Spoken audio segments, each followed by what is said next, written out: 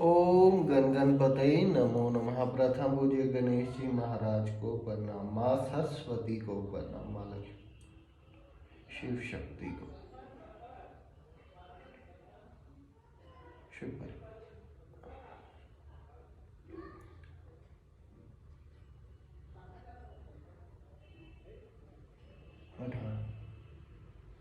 बाबा सुरगल, बाबा सिद्ध गोरिया, माँ मल देवी को प्रणाम। हे बाबा देव, कृपा करो महाराज, अपने बच्चे पर दासें पर कृपा करो।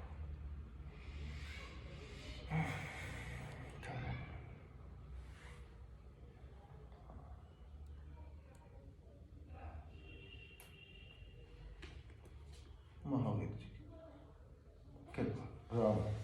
आज हम पढ़ेंगे 18वां अध्याय, प्रथम अंश का 18वां अध्याय अपने विष्णु पुराण का।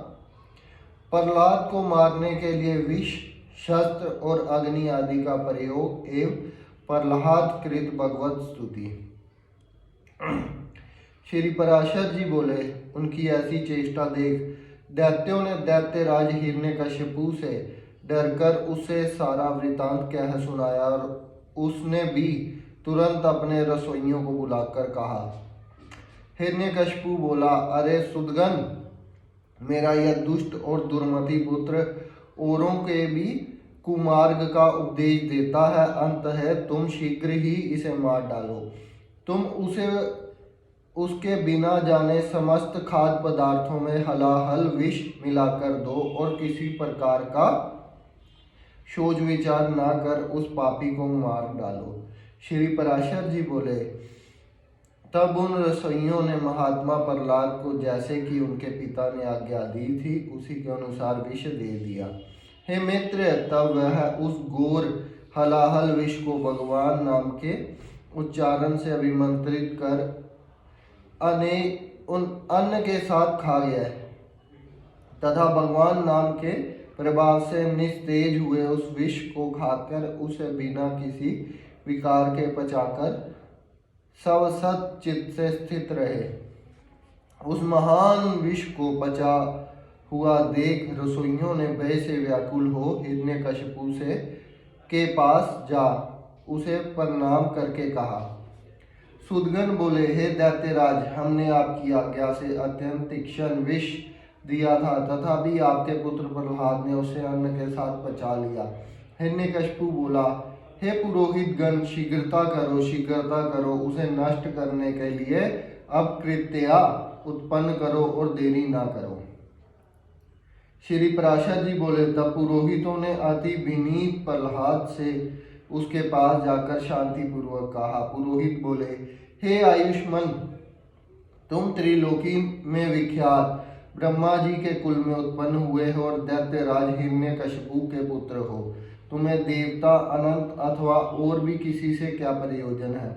तुम्हारे पिता तुम्हारे तथा संपूर्ण लोगों के आश्चर्य है और तुम भी ऐसे ही होगे। इसलिए तुम यह विपक्षी की स्तुति करना छोड़ दो। तुम्हारे पिता सब प्रकार प्रशंसनीय है और वह ही समस्त गुरुओं में परम गुरु है।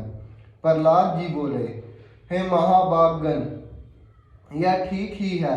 यह संपूर्ण त्रिलोकी में भगवान मरीचि का यह महान कुल अवश्य ही प्रशंसनीय है, इसमें कोई कुछ भी अन्यथा नहीं कह सकता। और मेरे पिताजी भी संपूर्ण जगत में बहुत बड़े पराक्रमी हैं, यह भी मैं जानता हूँ। यह बात भी बिल्कुल ठीक है, अन्यथा नहीं है। और आपने जो कहा कि समस्त गुरुओं में पिता ही परम गुरु है, इसमें भी मुझे लेश मात्र संदेह नहीं है। पिताजी परम गुरु हैं और प्रयत्न पूर्वक पूजनीय हैं, इसमें कोई संदेह नहीं।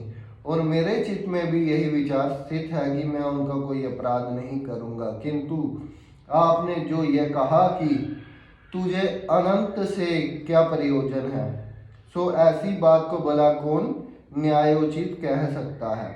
आपका यह कथन किसी भी तरह ठीक नहीं है। ऐसा कहकर वह उनका गौरव रखने के लिए चुप हो गए और फिर हंसकर कहने लगे, तुझे अनंत से क्या प्रयोजन है? इस विचार को धन्यवाद है।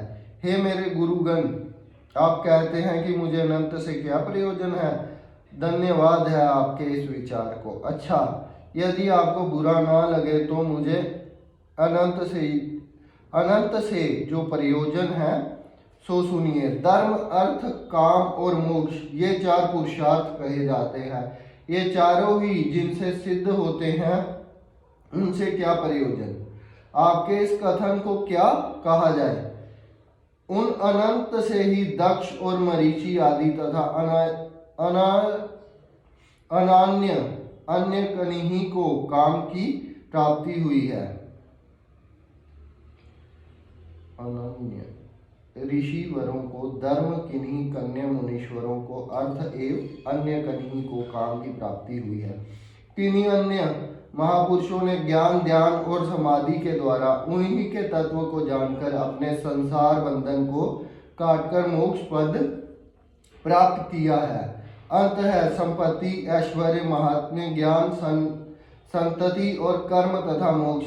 इन सब की एकमात्र मूल श्री हरि की आराधना ही अपार्जनीय है। हे दिग्गजगण, इस प्रकार जिनसे अर्थ, धर्म, काम और मोक्ष ये चारों ही फल प्राप्त होते हैं, उनके लिए भी आप ऐसा क्यों कहते हैं कि अनंत से मुझे क्या प्रयोजन है और बहुत कहने से क्या लाभ। आप लोग तो मेरे गुरु हैं, उचित अनुचित सभी कुछ कह सकते हैं और मुझे तो विचार भी बहुत ही कम है। इस विषय में अधिक क्या कहा जाए। मेरे विचार से तो सबके अंतःकरणों में स्थित एकमात्र वह ही संसार के स्वामी तथा उसके रचयिता, पालक और संहारक है।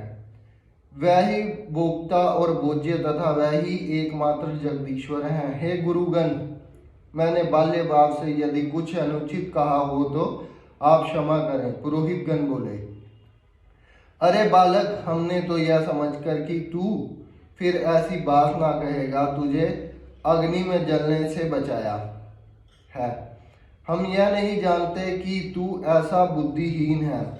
रे दुर्मते, यदि तू हमारे कहने से अपने इस मोह में आग्रह को नहीं छोड़ेगा तो हम तुझे नष्ट करने के लिए कृत्या उत्पन्न करेंगे। कृत्या यानी कि अग्नि। प्रहलाद जी बोले, कौन जीव किससे मारा जाता है और कौन किससे रक्षित होता है। शुभ और अशुभ आचरणों के द्वारा आत्मा स्वयं ही अपनी रक्षा और नाश करता है। कर्मों के कारण ही सब उत्पन्न होते हैं और कर्म ही उनकी शुभाशुभ गतियों के साधन है। इसलिए प्रयत्न पूर्वक शुभ कर्मों का ही आचरण करना चाहिए। श्री पराशर जी बोले, उनके ऐसा कहने पर उन दैत्यराज के पुरोहितों ने क्रोधित होकर अग्नि शिखा के समान प्रज्वलित शरीर वाली कृत्या उत्पन्न कर दी। उस अति भयंकरनी ने अपनी पादागाता से पृथ्वी को कंपित करते हुए वहां प्रकट होकर बड़े क्रोध से प्रहलाद जी की छाती में त्रिशूल प्रहार किया, किंतु उस बालक के वक्ष स्थल में लगते ही वह तेजों में त्रिशूल टूटकर पृथ्वी पर गिर पड़ा और वहां गिरने से भी उसके सैकड़ों टुकड़े हो गए। जिस हृदय में निरंतर अक्षुण भाव से श्री हरि भगवान विराजते हैं, उसमें लगने से तो वज्र के भी टुक टुक हो जाते हैं। त्रिशूल की तो बात ही क्या है। उस पापी पुरोहितों ने उस निष्पाप बालक पर कृत्याग का प्रयोग किया था, इसलिए तुरंत ही उसने उन पर वार किया और स्वयं भी नष्ट हो गई। अपने गुरुओं को कृत्याग द्वारा जलाए जाते देख महामति प्रहलाद, हे कृष्ण रक्षा करो, हे अनंत बचाओ, ऐसा कहते हुए उनकी ओर दौड़े। प्रहलाद जी कहने लगे, हे सर्वव्यापी विश्व रूप, विश्व रचयिता जनार्दन, इन ब्राह्मणों की इस मंत्राग्नि रूप दुस्सह दुख से रक्षा करो। जय श्री राम। राम ही राम।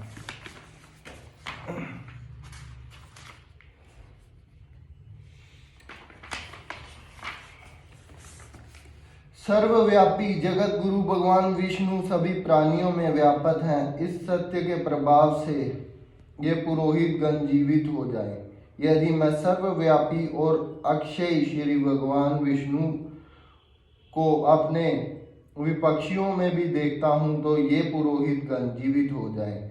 जो लोग मुझे मारने के लिए आए, जिन्होंने मुझे विष दिया, जिन्होंने आग में जलाया, जिन्होंने दिग्गजों से पीड़ित कराया और जिन्होंने सर्पों से डसाया, उन सब के प्रति यदि मैं समान मित्र भाव से रहा हूँ और मेरी कभी पाप बुद्धि नहीं हुई, तो उस सत्य के प्रभाव से ये दैत्य पुरोहित जी उठे। श्री पराशर जी बोले, ऐसा कहकर उनके स्पर्श करते ही वे ब्राह्मण स्वस्थ होकर उठ बैठे और उस विनयवंत बालक से कहने लगे। पुरोहितगण बोले, हे वत्स, तू बड़ा श्रेष्ठ है।